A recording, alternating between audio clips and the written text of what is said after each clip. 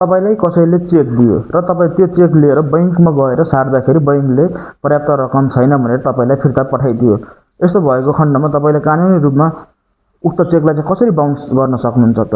आउनुहोस्, सर्वप्रथम तपाईले त्यो चेक बैंक लिएर जाने र बैंक गइसकेपछि बैंकले जसले चेक दिएको त्यो व्यक्तिलाई बढीमा 45 दिनभित्र पैसा जम्मा गरिदिनु भनेर आदेश दिन्छ र उसले 45 दिनभित्र पनि पैसा जम्मा गरिदिन भने त्यसको 3 दिनपछि चेक अनादर भएको प्रमाणित गर्छ र चेक अनादर भएको प्रमाणित गरेको 1 वर्षभित्र प्रहरीमा जाहेरी दिइसक्नुपर्नेछ र तपाईको जाहेरी दर्ता भएको 6 महिनाभित्र प्रहरीले बैंकिङ कसुर अनुसार मुद्दा चलाउँछ अगाडि।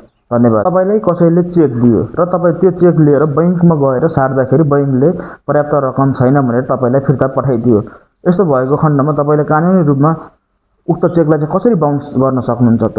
आउनुहोस्, सर्वप्रथम तपाईले त्यो चेक बैंक लिएर जाने र बैंक गइसकेपछि बैंकले जसले चेक दिएको त्यो व्यक्तिलाई बढीमा 45 दिनभित्र पैसा जम्मा गरिदिनु भनेर आदेश दिन्छ र उसले 45 दिनभित्र पनि पैसा जम्मा गरिदिन भने त्यसको 3 दिनपछि चेक अनादर भएको प्रमाणित गर्छ र चेक अनादर भएको प्रमाणित गरेको 1 वर्षभित्र प्रहरीमा जाहेरी दिइसक्नुपर्नेछ र तपाईको जाहेरी दर्ता भएको 6 महिनाभित्र प्रहरीले बैंकिङ कसुर अनुसार मुद्दा चलाउँछ अगाडि। धन्यवाद।